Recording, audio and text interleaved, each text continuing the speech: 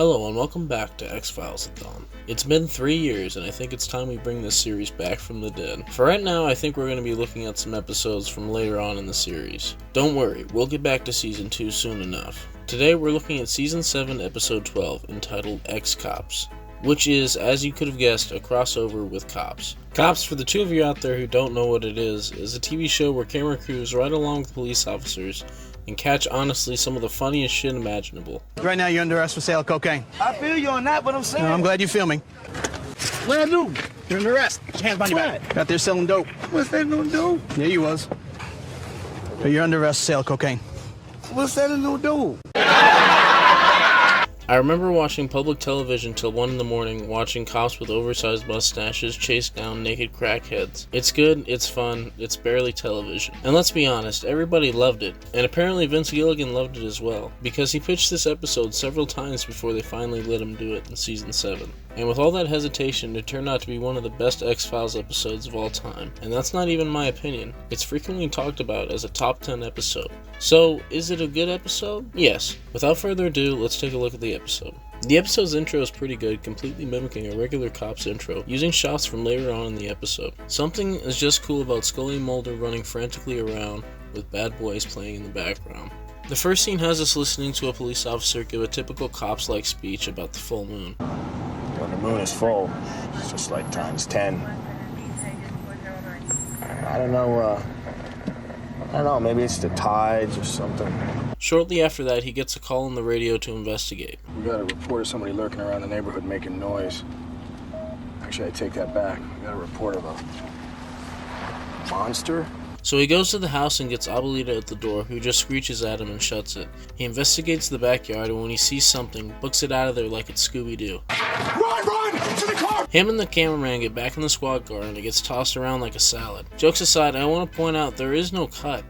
We get him driving to the house, getting out of the car, talking to the woman, checking the backyard, running to the car, and it getting crushed in seemingly one take. Now I understand there was a couple times the camera was black or it was swinging around where they probably could have put a cut, but the presentation makes it look like it's one shot. Very nice, very impressive. We get a normal X-Files opening and it seems like an appropriate time to talk about the writer and the director. The person who wrote this episode, as I mentioned before, was Vince Gilligan, famous for Breaking Bad. But before he was famous for that, he was also famous for X-Files. Joining in Season 2 and staying till the end of the show, he ended up writing around 30 episodes, with ass tons of producer credits and a couple director credits as well. Some of the actors who would later appear in Breaking Bad were in X-Files, such as Aaron Paul and Bryan Cranston. You could almost say if it weren't for X-Files, Walter White could have never broke bad.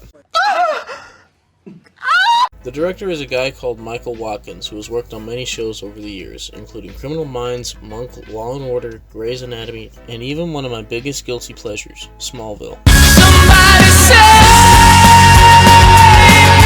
He has also worked on other X-Files episodes in the same season. Anyways, back to the episode. After the second opening, we get the main cop dude trying to explain things to the other cops and can't explain what he saw. One of the cops asks him if it was gangbangers. He's just like, yeah, I guess. They get a call on the scanner saying there's armed suspects nearby who turn out to be Scully and Mulder. They say they're FBI and explain that they're looking for the same suspect. Mulder questions the cop guy and points out the bites he has on his forearm, then immediately proclaim that what we're dealing with here is a werewolf. The possibility of capturing concrete proof of the paranormal? Of a werewolf? Scully pulls Mulder off to the side to tell him to stay away from the Fake news. But Mulder says that it'll be cool to catch proof of the paranormal in the public eye, so he sends Scully away and goes inside the Mexican woman's house to investigate. They have a sketch artist draw what she saw, and it turns out that it was Freddy all along. We'll see, bitch. Mulder leaves deflated and bummed out that it's not a werewolf. Scully comes back and tells her that he doesn't think it's a werewolf anymore, but that it's something else. The cops get another call and rush down the street. Scully denies the cameraman a ride, so he has to run on foot to the next incident. They pull up to a strip mall and the sketch artist they had do the Freddy drawing got cut up and is lying on the ground. They investigate the area and Scully finds a pink fingernail on the ground. They decide to talk to the person who made the call and go across the way to their house. So they go and question these two gay black dudes about what happened, and while one of them tries to explain, the other is changing his clothes and waving his finger around. They say that a crackhead woman is the owner of the fingernail. Now, I'm a little mixed about these characters they introduce here, because I understand they are trying to mimic cops, and half of cops is crazy ass people that you get to see, but this shit's just weird. Oh my God, look at this. All these people.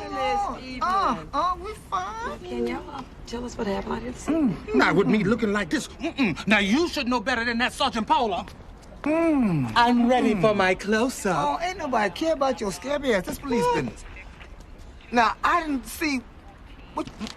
Sean Tara. I know that skink-ass color anyway. Mulder talks to the cameraman on the way, and Scully gets pissed off about it. They interrogate the crackhead, and she says it was her boyfriend, Chuco.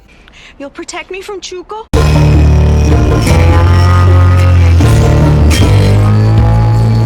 They bust into Chuco's crack house and find a bunch of dead crackheads. While inside, the original cop starts unloading into the air, explaining that it has come back. Mulder talks to him, and he explains that it was the Wasp Man. The Wasp, man. It's ridiculous. It's ridiculous. Scary stories my older brother used to tell me when I was a kid about a monster, head like a wasp, and a mouthful of stingers instead of teeth. He said that it would come get me in my sleep, and that it would sting me to death. Mulder and Scully talk and come to the conclusion that the creature they are dealing with feeds on fear. They figure it spreads like a contagion, and the people they need to look out for are the sassy gay couple.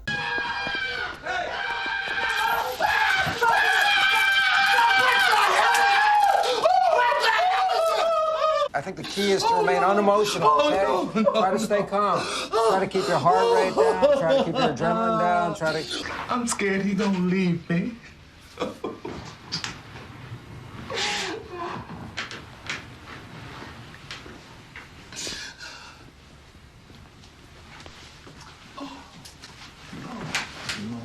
No. Try to just try to relax. Oh no! You got it. Yeah, I think maybe we should stay here for a little while. Mulder gets the fuck out of there with the deputy. They have a lame talk in the car on the way to the morgue. The morgue lady gets mad at Scully. The body could be contagious. We're not even wearing masks. She calls her gay. This kills the woman, and we go to commercial. Mulder figures out it was the fear of the virus that killed her. Meanwhile, at the crack house, the original cop from the opening gets another genuinely terrifying scene, where they get locked inside. Mulder, Scully, and crew bust into the house where they find the cop upstairs, and Mulder tells them not to be afraid. Wetzel!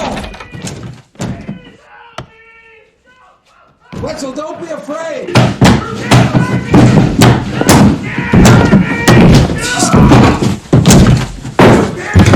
He lives, and Mulder and Scully wrap up the episode. Maybe just went away until the next full moon. That was X-Cops, the X-Files crossover no one wanted, but I'm pretty sure we needed. The cop style of filming, the handheld shaky shit really fit well with X-Files, making some of the most genuinely terrifying scenes in the entire show. The monster was kind of weak as it was just a shapeshifter. The interesting factor was it feeding off of fear. That was a cool concept, but pretty similar to Freddy Krueger, which would not be bad if the Mexican woman's interpretation of it was not just, Freddy Krueger. Overall, 10 out of 10 episode, really. Definitely watch.